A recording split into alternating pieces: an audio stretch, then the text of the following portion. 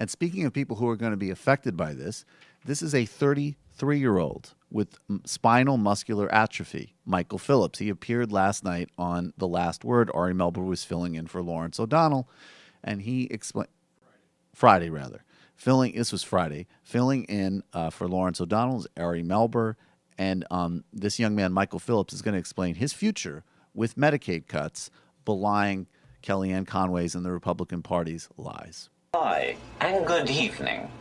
First, I just want to say it's an honor to be here. I watch your legal analysis every day. You're spectacular.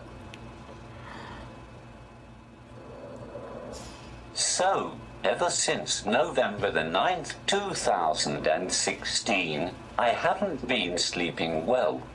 I've been scared. I've never been scared by the results of an election. It's an odd feeling. I've always felt like the federal government exists to protect citizens, even when state governments won't do so. Maybe especially when state governments won't do so.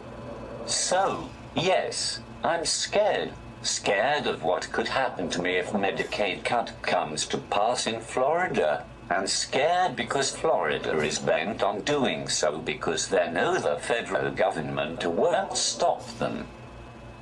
Though I'm quite disabled, Medicaid services allow me to live a full, productive life, interacting with the community, being cared for at home. I live at home.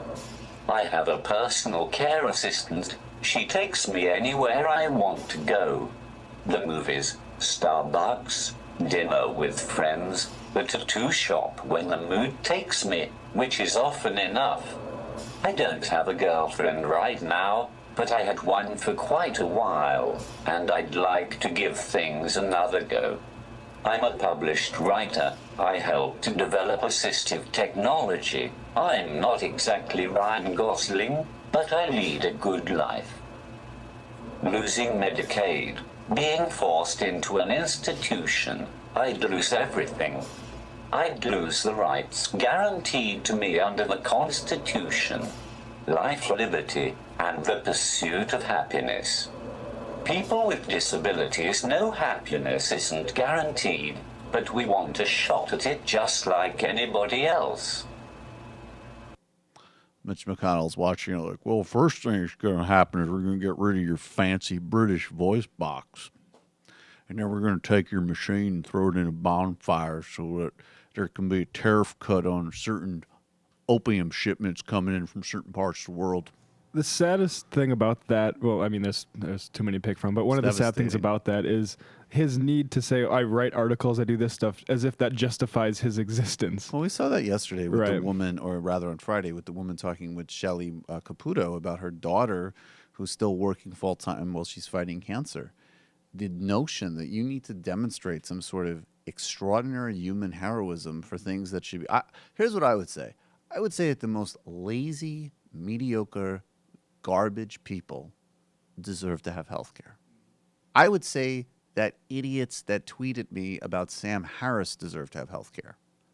I would say that you don't need to demonstrate any particular academic accomplishment, any particular athletic or artistic or business or anything else to have housing, health care, food, shelter, and basic access to life.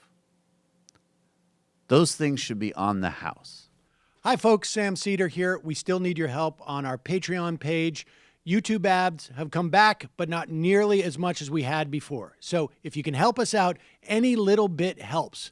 Head over to our Patreon page right at this URL, and you'll help us keep helping you by making videos